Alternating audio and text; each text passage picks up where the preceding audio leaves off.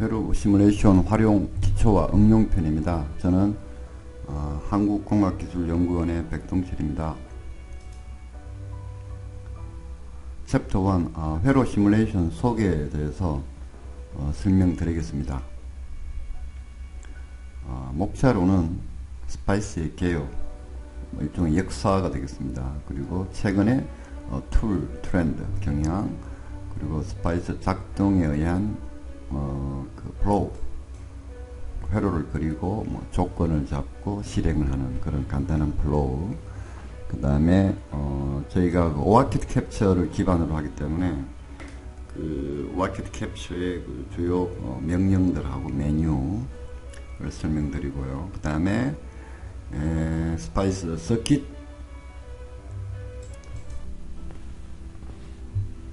목차를 보면 스파이스 케어, 즉 스파이스 역사가 되겠죠. 그 다음에 스파이스 툴, 트렌드, 최근의 경향, 그 다음에 스파이스 작동에 대한 플라우, 그러니까 회로를 그리고 조건을 잡고 실행을 해서 파행을 보는 이런 그 네 가지 스텝에 대한 간단한 설명. 그리고 저희가 이 오아키드 툴을 기반으로 하기 때문에 그 오아키드에서의 어떤 기본 커맨더와 명령들을 좀 살펴보고요. 그 다음에 그 스파이스로 해석할 수 있는 아주 기본 예제 정도 하나 정도를 보여드리고요.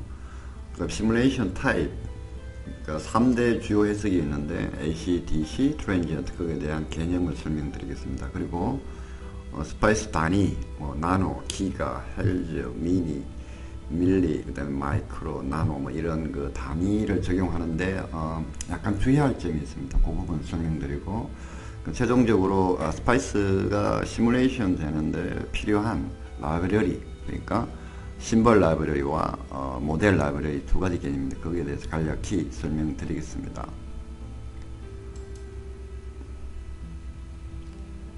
자, 우선 스파이스 개요를 보면 스파이스란 시뮬레이션 프로그램 for integrated circuit emphasis,라고 해서 약자입니다. 그 우리말로 번역을 하면 집적회로 해석 프로그램 이런 뜻인데, 저항 한두 개 들어가고 트랜지스터 있으면 이런 것들은 사실 매뉴얼 해석이 가능하죠. 학교에서 배운 이론적인 지식으로. 하지만 서킷이 커지고 또 복잡해지면서 그러한 매뉴얼 해석은 불가능하며, 설사 매뉴얼 해석을 하더라도 사실상 그 반도체 파라메타들은 반영이 안 되고 그냥 아이디얼 상태에서 우리가 손으로 계산하기 때문에 실무의 접근성이 상당히 좀 문제가 되겠습니다. 그래서 특히 그 아날로그 AG이나 아날로그 IC 설계하는 쪽에서는 반드시 이런 시뮬레이션 프로그램을 사용해야 되고, 또 시스템 레벨에서도 회로가 점점 복잡해지고 또 커지면서 이러한 해석하는 툴을 이용해서 어떤 그 실제 회로와의 어떤 검증, 기타 신뢰성 분석 이런 것들의 요구가 점점 많아지고 있습니다. 그 다음에 결국 이 스파이스라는 것은 아날로그 디지털, 그 다음에 믹스드랑 아날로그 디지털이 섞인 회로죠. 그래서 해석이 가능합니다. 장점으로는 결국 한 세 가지가 있는데, 회로를 직접 만들지 않고 브레드보드나 PCB 레벨까지 가기 전에 사전에 검증이 필요한 회로들을 우리가 검증해 봄으로써 어떤 그 시간 절약, 그리고 또 비용 절약을 우리가 도모할 수 있습니다.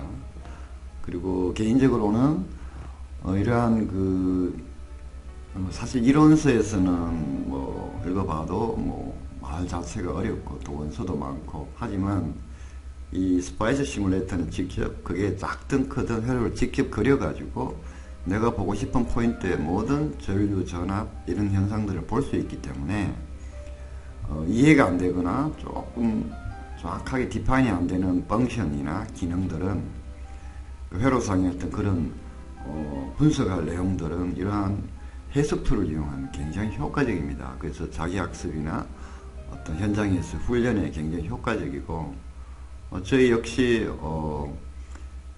아날로그나 디지털 논리 회로 설계나 그 다음에 파워 회로, SIPI 이런 전 부분에 대해서 이런 툴을 반드시 가지고 직접 제작하는 데는 시간이 많이 걸리니까 해석을 통해서 우리가 강의가 이루어지므로 일반 수업과 틀리게 효과적으로 우리가 짧은 시간 안에 어떤 필요한 그 회로의 어떤 지식 내지는 설계 능력까지 짧은 시간에 우리가 올릴 수 있는 그런 장점이 있습니다.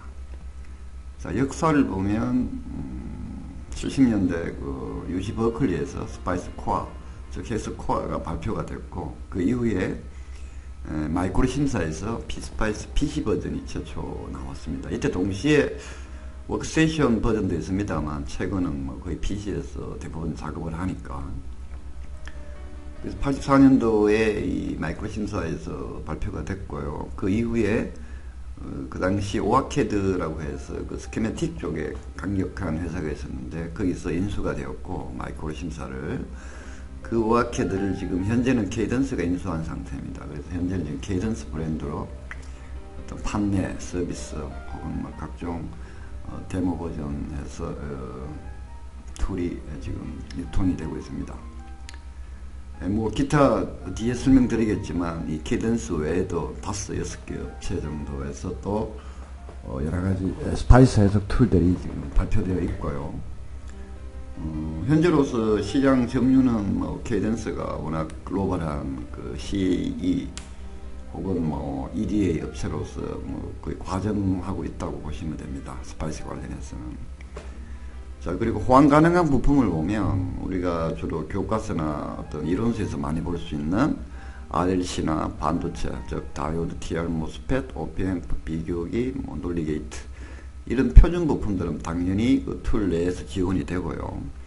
그 다음에 LDO나 이 파워류, DC-DC 컨버터 IC, 레귤레이터 이런, 그 다음에 그 ESD 대책용인 TVS나 바리스타, 뭐 기타 LED 이런 그 비표준 부품들은 반도체 메이커에서 모델을 홈페이지를 통해 제공을 합니다. 그걸 이용해서 우리가 시뮬레이션을 하면 뭔가 이 실무에 근접한 해석이 가능하죠.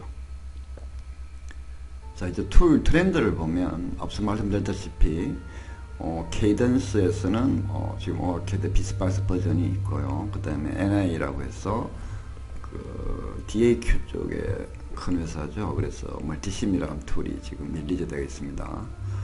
그다음에 영국의 시메트릭스에서 또 이런 시메트릭스, 심플리스 이런 툴이 나와 있고요. 티나 스파이스에서 티나 디자인 슛이라는 툴도 나와 있고요. 스펙트럼에선 마이크로캡, 그 다음에 쿼크스라고 해서 완전 프리 버전도 나와 있습니다. 관심이 있으시면 그런 유무상 툴들이 있기 때문에 담아서 쓰시면 되고요. 여기 스탠드얼론 툴이란 말은 우리가 통상 툴을 뭐 데모든 유상이든 구매를 하면 자기 PC에 담아서 쓰죠. 그래서 그런 툴을 스탠드얼론 툴이라고 하고요. 아래쪽에 컴퍼니 툴은 뭐냐 하면 이런 그 스파이스 코어를 웹상에서 구현을 해가지고 자기들 이 아날로그나 뭐 리니어텍, 그 다음에 뭐 다이오드즈, TI 이런 식으로 해서 그 대부분의 반도체 회사에서는 최근에는 웹상에서 시뮬레이션이 가능하도록, 어떤 버추얼 해석이 가능하도록 지금 지원을 하고 있습니다. 아무래도 스탠드얼론 툴보다는 좀 기능이 떨어지지만 어쨌든 그 자기네들 부품의 어떤 보안, 그 내부 그 모델을 제공을 해버리면 그게 카피가 가능하기 때문에 이러한 그런 보안 이슈도 좀 있고, 또 고객 서비스 차원에서 이러한 여러 가지 자체 툴 혹은 이쪽에서 라이센스를 받아와서 코어를 웹상에서 구현을 해서 엔지니어들에게 이제 어떤 스파이스와 거의 유사한 결과를 보여주는 이런 서비스가 지금 이루어지고 있습니다. 어쨌든 스파이스 코어는 하나이기 때문에 지금 이번 강좌에서 하는 오아캐드 툴을 제대로 여러 펑션을 사용하실 줄 아시면 나머지 이 툴들은 똑같은 UI나 어떤 그 셋업 조건을 갖고 있기 때문에 회로를 그리는 그 방법에서 약간의 차이죠. 부품을 넣고 선을 그리고 하는 그런 일부 작업 외에 나머지 해석 조건 결정이나 뭐 파형을 본다거나 프로브 커스를 이용한 이런 것들은 거의 유사하기 때문에 이번 강좌에서 쓰는 이 오아캐드만 제대로 좀 습득하시면 나머지 툴들은 상황에 따라서 이러한 무상 제공이나 웹상의 툴들을 사용하시면 되겠습니다. 자, 그 다음에 스파이스의 어떤 그 사용 플로우를 보면 뭐 당연하겠죠. 뭐 회로를 그리고 그 다음에 시뮬레이션 조건을 잡고 그 조건을 잡은 다음에 그 다음에 실행을 하면 결과는 우리가 어떤 그 회로상의 노드나 부품에 들어가는 커런트 이런 것들 혹은 전압 이런 것들을 우리가 눈으로 보기 위한 거죠. 그래서 그 수수는 일단 회로를 그리고 그 다음에 그린 다음에 뭐 프로브, 전압 프로브, 그린 프로브와 레드 프로브를 달고 그 다음에 그냥 돌리면 안 되죠. 조건을 잡아야 되겠습니다. 그래서 그게 뭐 주파수 해석을 할 건지 시간 해석을 할 건지 뭐 아니면 뭐 그냥 멀티미터처럼 여기 있는 노드 전압을 볼 건지 혹은 어떤 부품의 커런트를 볼 건지 이런 식으로 해서 우리가 여기 조건 결정을 한 다음에 실행 F12를 하면 그 다음에 프로브가 나오게 됩니다. 프로브 결과가 나오죠. 그래서 지금 이 그린이 바로 이 입력 파행이 되겠고, 그죠? 그 다음에 빨간 게 바로 이 출력 파행이 되겠습니다. 그렇게 해서 우리가 뭐 이 값을 변경한다거나 또 혹은 이 입력 신호를 뭐 변경을 해서 그 변화에 따른 이 인풋과 아웃풋의 파형을 보면서 우리가 마치 리얼보드를 만든 것처럼 우리가 파형을 볼 수 있는 거죠. 자, 그래서 이 캡처의 어떤 그 기본 주 메뉴 캡처 커맨드를 보시면 상당히 많이 있습니다만 뭐 나머지 것들은 뭐 그냥 크게 중요하지 않고요. 크게 핵심적인 게 결국은 회로를 그리는 쪽하고 그 다음에 조건을 잡아서 실행하는 쪽, 그 다음에 뭐죠?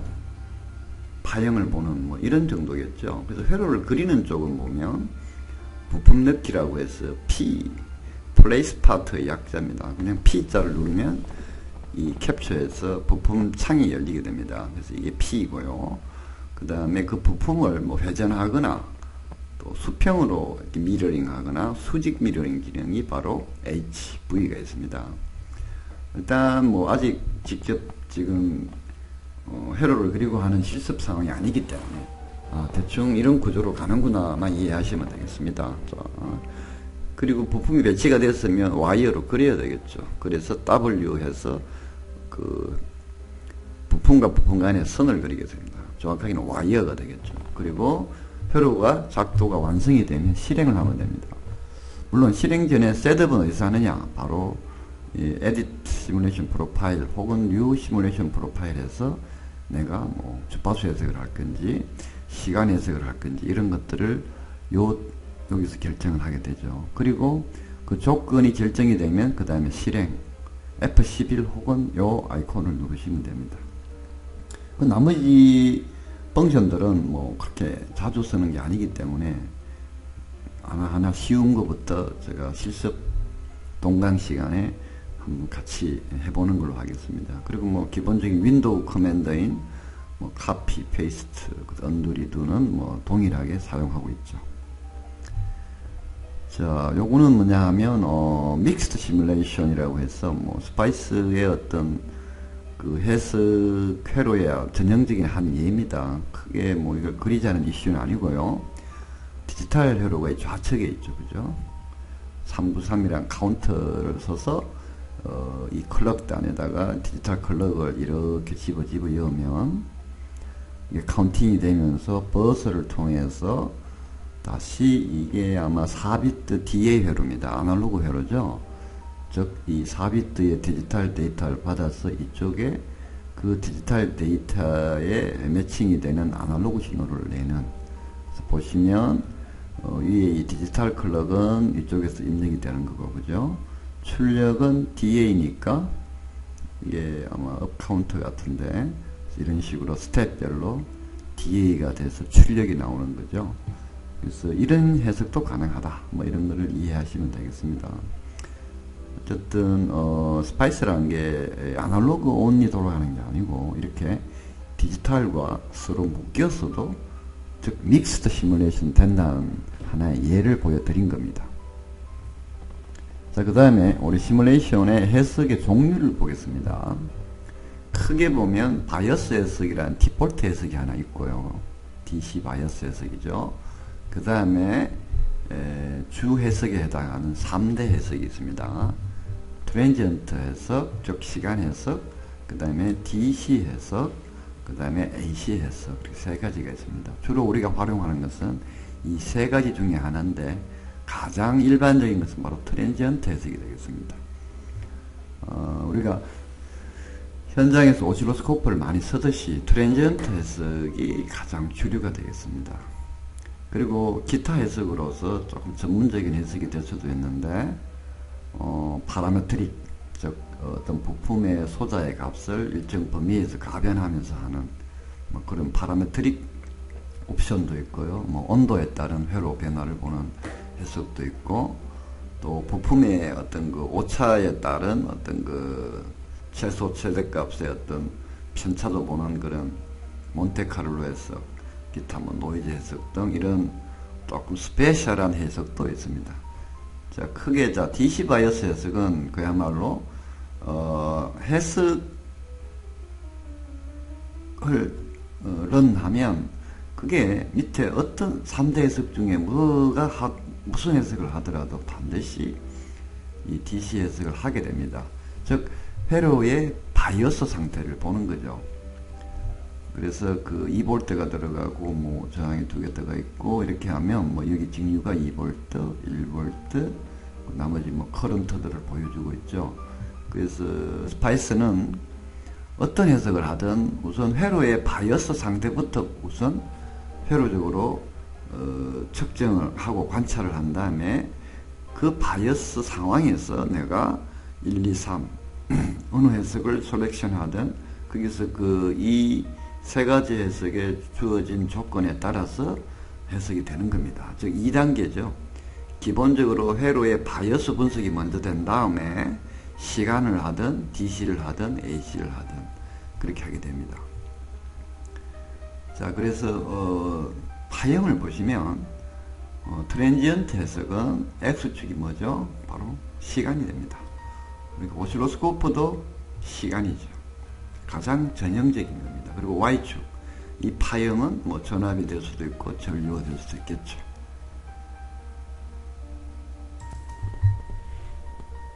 DC 해석은 보시다시피 X축이 R값 혹은 전압값 혹은 전류값이 되겠습니다.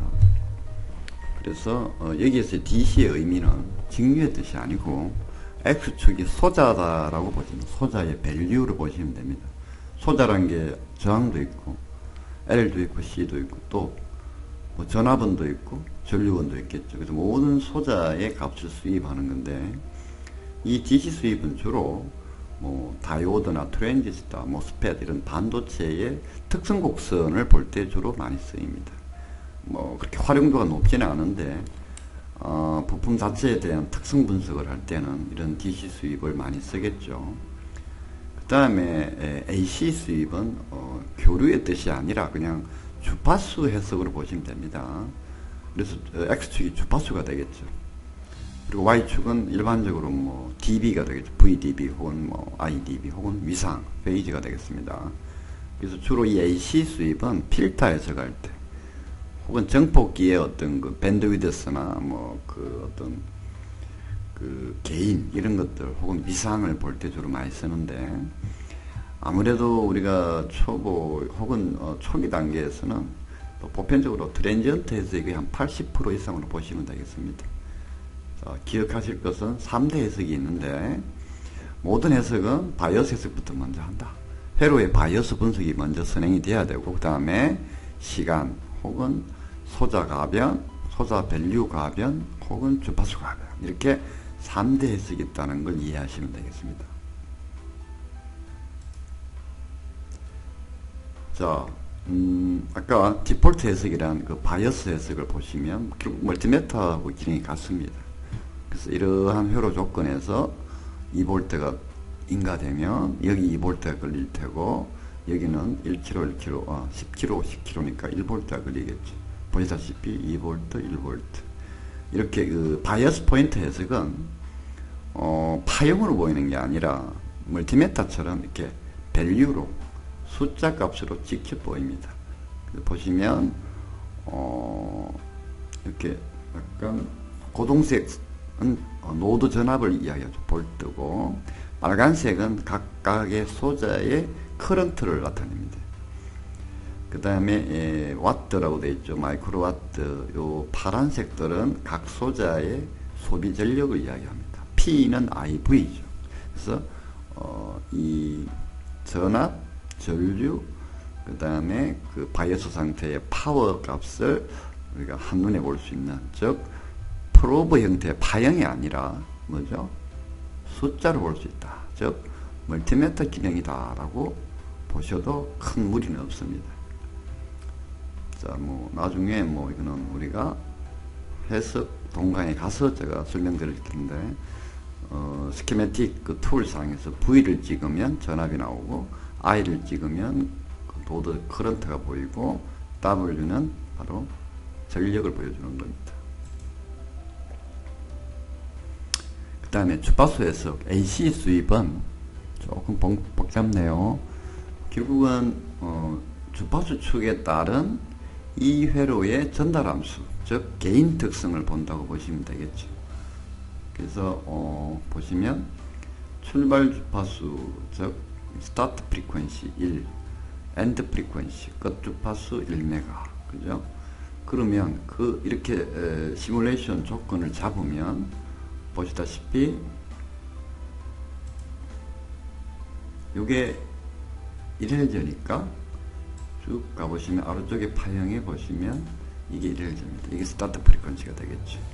그리고 엔드 프리퀀시가 1메가니까 이쪽에 쭉 내려다 보시면 여기가 바로 1메가가 되겠습니다. 만약에 이거를 뭐 1기가로 하면 이 끝값이 바로 1기가가 되겠죠. 그 다음에 여기 포인트 퍼 디케이드는 통상 뭐 101이라고 해서 디폴트 값을 쓰시면 됩니다. 만약에 값이 없으면 101을 집어넣으시면 되고, 그래서 이 출발 주파수와 끝 주파수를 주되 이게 X축이 로그니까 로그를 선택하시고요. 그 다음에 로그이기 때문에 이게 대부분 1나노, 1메가, 1기가, 100, 하여튼 1, 10, 100 이런 식으로 끝나는 값을 집어여야 해석이 원활하게 되실 겁니다. 그렇게 해서 이런 이 회로는 결국은 RRC니까 뭐 로페스 필터의 형태겠죠. 그래서 특성도 보시면 로페스 필터의 컵을 이렇게 가져가죠. 낮은 주파수에는 게인이 높고 높은 주파수에는 게인이 점점 줄어들죠. 전형적인 로페스 필터 특성을 보실 수 있겠습니다. 자, 그 다음 DC 수입 뭐라 했습니까? X축이 뭐다? 소자의 밸류라 했습니다. 지금의 이 해석은 보면 V1이란 직류 전압원을 0에서 12V까지 수입을 했죠. 그래서 보시면 해석 결정 타입에서 DC 수입을 정의를 하고, 그 다음에 V1을 그죠? 볼티지 소스인, 즉 얘가 볼티지 소스니까 네임 V1을 스타트 얼마? 스타트 밸류 0V에서 엔드 밸류 12V, 그리고 정감은 1mm. 그래서 무슨 뜻이냐 하면 DC 수입을 하고 싶다. 근데 뭘 해서 그 수입을 어떻게 할 거냐? X축을 전압 소스인 뭐를 V1을, 그러니까 얘를 뜻이죠. 그죠? 가변 대상이 되겠죠. 얘를 어디서 얼마? 스타트 밸류 0에서 따라서 이게 스타트가 0이 되겠죠. 0V에서 얼마까지? 12V까지 엔드 밸류죠. 그리고 이게 뭘까요? 인크리먼트. 인크리먼트는 스텝입니다. 여기서 12V까지 가는데 얼마로 끊어서 볼 거냐죠. 아무래도 값이 작을수록 좋은데 너무 작으면 시간이 많이 걸립니다. 통상 이 인크리먼트 값은 이 두 범위 내에 약 한 1000분의 1에서 한 10,000분의 1 사이를 쓰면 됩니다. 자, 그렇게 해서 하면 얘를 전압원 소스를 우리가 전원 공급회로에서 우리가 VR을 쭉 돌리는 거와 똑같죠. 이걸 돌렸을 때 여기 나타나는 전압을 보는 거죠. 뭐 대략 봐서 2분의 1 회로니까 0에서 12로 간다면 얘 출력은 0에서 몇 볼트로 갈까요? 6볼트까지 가겠죠. 2분의 1 회로니까. 어쨌든 회로의 의미는 나중에 보고요. DC 수입은 이런 식으로 얘를 가변하거나 혹은 저항값을 가변하거나 뭐 C값을 가변하거나 이런 식으로 이쪽 X축이 뭐다? 디바이스 밸류가 된다. 그게 중요합니다.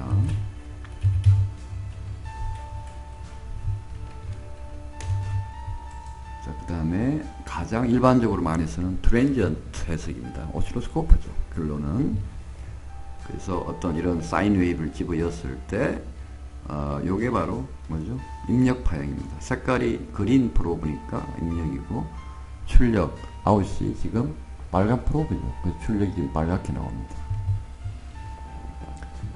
그래서 그 해석하는 방법을 보시면 어널리스 타입 해석 타입은 타임 도메인 혹은 트랜지언트 이걸 선택을 하시고 그 다음에 어떻게 되죠? 제로에서 지금 내가 30ms 보고 싶다 하면 바로 이 런투 타임이 달리는 시간 다시 얘기하면 파이널 타임이 되겠습니다. 그래서 30mm로 집어넣으면 이 30mm가 여기에 디파인이 되겠죠. 여기 100mm를 집어넣으면 여기 100이 되겠죠.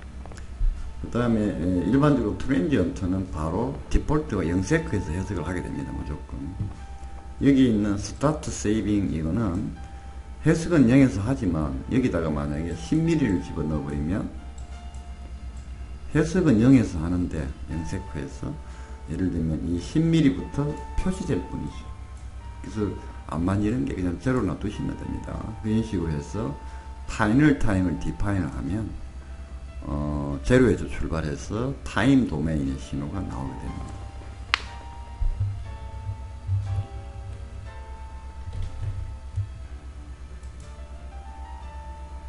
자, 이제 단위에 대해서 보겠습니다. 유닛 단위는 보통 우리가 회로 이론이나 전자회로에서 취급하는 단위를 그대로 쓰고 있습니다. 펜토는 -15성, 피코는 -12성, 나노, 마이크로는 U로 씁니다. 그 다음에 M, 밀이죠. 그 다음에 키로, 10의 3성. 여기서 메가가 문제인데, 메가인 경우는 보통 이렇게 어떤 회로 툴에서는 M 대문자로 쓰고, 밀이는 M을 쓰는데, 스파이스에서는 대소분자 구분을 안 합니다. 따라서 EM이나 저M이나 -3으로 이해해버립니다. 밀리로. 그렇기 때문에 대문자를 써서 하면 안 되고, 10의 6성, 즉 메가인 경우는 반드시 뭘 쓴다? MEG까지 써줘야 됩니다. 대소분자 구분이 없으니까 MEG든 소문자로 MEG든 마찬가지입니다. 나머지 뭐 기가 테라는 그대로 쓰시면 되고요. 그 다음에 여기 있는 그 유닛, 뭐 전압원의 볼트, 커런트 소스의 암페어, 주파수, 그 다음에 옴, 헨리, 페럿 이런 것들은 굳이 단위를 안 써도 됩니다. 뭐 예를 들면 커패시터인 경우 1마이크로 이렇게 쓰시면 돼. 1U 이렇게 마이크로지 이렇게 써도 되고, 혹은 1마이크로 F 페럿을 써도 되고, 이 단위는 안 써도 된다. 뭐 이 뜻입니다. 자, 그 다음에 스파이스 라이브러리. 결국 회로가 해석이 되기 위해서는 스파이스에서는 두 가지 라이브러리를 요구합니다. 하나는 이 반도체류 같은 부품의 모델에 해당하는 텍스트 베이스의 이 모델 정보가 필요하고요. 이걸 모델이라고 합니다. 즉 pSpice 파라미터로 보시면 됩니다. 즉 이 데이터, 이 파라미터들을 가지고 스파이스 코어에서 막 계산을 하는 거죠. 그래서 이 모델 데이터는 LIB에서 관리가 되고요. 뭐 mydevice.lib 이런 것처럼 LIB 확장자가 가진 파일에 이 모델 데이터가 들어가 있고요. 그 다음에 이 부품들을 그리려면, 회로를 그리려면 부품의 심볼 모델이 필요하죠. 그래서 그 모양 정보나 이런 정보들은 심볼 OLB에 있습니다. 그래서 스파이스에서는 두 가지 모델, 즉 모델 데이터가 있는 LIB 파일과 심벌 모양이 들어가 있는 이 심벌 파일, OLB 파일 두 개가 반드시 있어야 어떤 이 회로에서 시뮬레이션 할 때 해석할 때는 이 모델 파일을 땡겨오고 또 그림 그릴 때는 OLB, 즉 서킷을 그릴 때는 OLB를 가지고 그리는 이중 구조입니다. 그래서 어떤 해석으로든 반드시 라이브러리 파일, LIB 파일과 OLB 두 개를 이 메인 서킷 작업의 어떤 환경에 링크를 시켜놔야 돌아가게 돼 있죠. 이 부분도 뭐 직접 들어보면 좀 어려운데 실제 우리가 실습을 해보면 그렇게 어렵지 않습니다.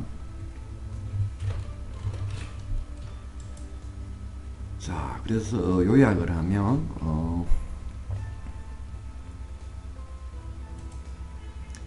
결국 해석의 종류는 디폴트인 바이어스 해석과 그 다음에 3대 해석이죠. AC 해석, 그 다음에 DC 소자 수입 해석, 그 다음에 시간 해석인 트랜지언트. 1+3의 체계죠. 그래서 이 디폴트 해석은 여러분들이 뭐 원하든 안 하든 반드시 해석을 하게 됩니다. 그게 바로 스파이스 코어 구조가 그렇게 돼 있을 것입니다.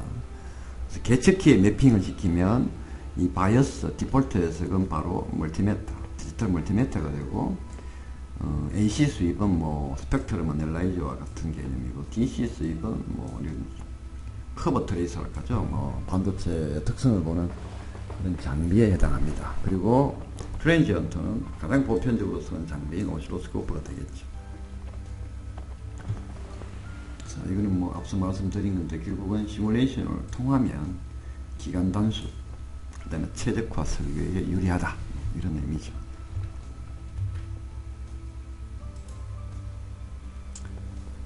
자, 그 다음에 이 회로상에 어떤 회로든 다 접지가 있습니다. 그죠? 이게 절로로 된 이 접지는 반드시 필요합니다. 왜냐하면 이 모든 그 스파이스 툴들은 기준이 없으면 돌아갈 수가 없죠. 그래서 전압 기준이 되는 0V, 즉 이 접지가 반드시 필요합니다. 그래서 접지가 어떤 회로든 접지가 반드시 있어야 된다는 걸 지금 얘기하고 있고, 이거는 뭐 실습에 가서 얘기를 하고요. 그 다음에 어쨌든 지금 시뮬레이션의 활용의 어떤 분야가 점점 넓어지고 있다는 얘기입니다. 보편적으로 우리가 이야기하는 아날로그 회로는 뭐 이런 식으로 우리가 해석이 되고 있고, 이런 SI나 이런 PI 영역에서도 이런 전송설로 모델을 달고 하면 이러한 링잉 펄스도 볼 수가 있는 겁니다.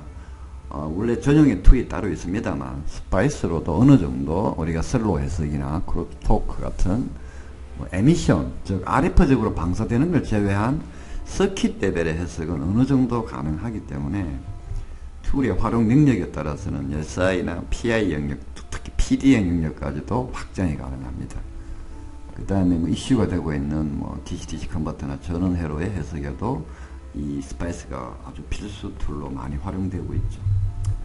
자, 그래서 어쨌든 지금 시뮬레이션 툴의 일반적인 상황, 개요에 대해서 말씀드렸는데, 오해하시면 안 되는 게 이 툴을 잘 쓴다고 해서 어떤 엑스퍼트가 되는 건 아니죠. 툴은 툴일 뿐이기 때문에 결국은 회로 지식, 회로의 이론이나 뭐 어떤 그런 기본 지식, 오hm 법칙을 출발해서 한 10여 가지 법칙이 있죠. 그 법칙을 그냥 교과서적으로 이해해서는 안 되고 실무적으로 우리가 어떻게 적용되는지에 대한 다양한 어떤 그런 경험이나 해석, 그 다음에 그런 게 동반이 되어야 이 스파이스의 툴의 활용도도 증가됩니다. 즉 회로 지식 없는 툴 지식은 아무 의미가 없다는 얘기죠. 물론 저희가 앞으로 뒤쪽에 강의에 가서도 어떤 그런 교과서적인 내용, 이론적인 내용과 시뮬레이션을 계속 병행하면서 또 실무에 좀 근접하는 방향으로 강의가 이루어지기 때문에 큰 우려는 하실 필요 없습니다. 아무튼 이론서와 결국은 그 실무의 딱 중간이 바로 이 시뮬레이터라고 보시면 되겠습니다. 그래서 잘 활용하면 굉장히 좀 그 벽이 좀 높은 회로, 아날로그 회로, 특히 또 파워 회로, 또 이런 SIP의 영역까지 그 전문적 지식을 단계별로 올릴 수 있는 그런 아주 유용한 툴이라는 점을 명심하시면 되겠습니다. 감사합니다.